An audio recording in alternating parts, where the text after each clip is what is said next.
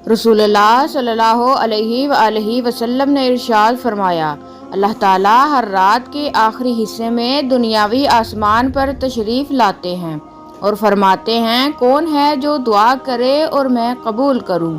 کون ہے جو مجھ سے مانگے اور میں اسے عطا کروں؟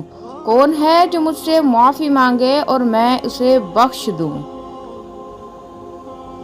جب بندہ کہتا ہے یا رب یا رب یا رب، تو اللہ تعالیٰ فرماتے ہیں، لبیک عبدی، مانگ تجھے عطا کیا جائے گا۔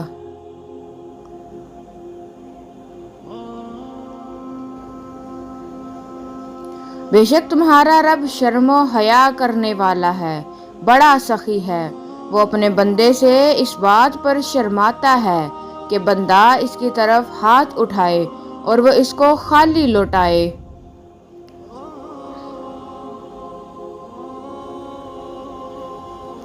رسول اللہ صلی اللہ علیہ وآلہ وسلم سے پوچھا گیا، کون سی دعا اللہ کے یہاں زیادہ مقبول ہوتی ہے؟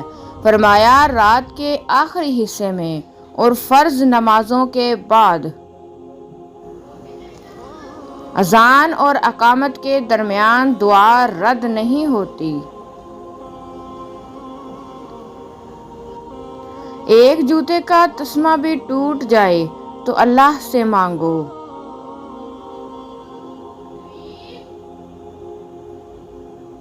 دعا نازل شدہ اور جو بھی نازل نہیں ہوئی سب کے لیے نفع بخش ہے، لہٰذا اے اللہ کے بندو، دعا ضرور کیا کرو۔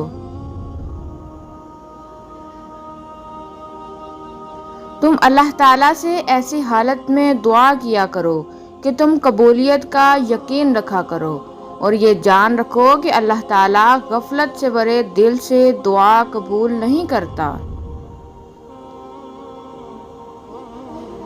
اے اللہ، میں بخیل، سستی، ادھیڑ عمری اور قبر کے عذاب اور زندگی اور موت کے فتنوں سے تیری پناہ مانگتی ہوں۔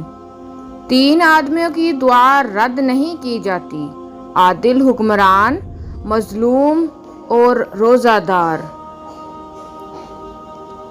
کوئی چیز نہیں ہے جو دعا سے بڑھ کر اللہ تعالیٰ کے ہاں زیادہ عزت والی ہو۔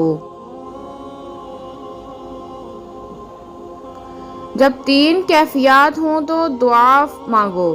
اس وقت دعا رد نہیں ہوتی جب جسم کانپ اٹھے، دل میں خوف آ جائے، آنکھوں سے آنسو جاری ہوں۔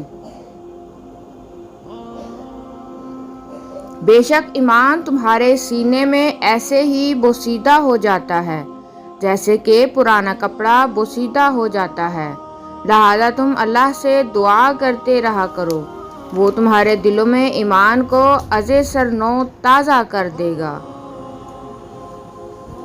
اللہ تعالیٰ نے اسم پاک الرحمن الرحیم پر ایک فرشتہ مقرر فرمایا ہے کہ جو شخص اسے 3 بار کہتا ہے، فرشتہ ندا کرتا ہے، مانگ، ارحم الراحمین تیری طرف متوجہ ہوا۔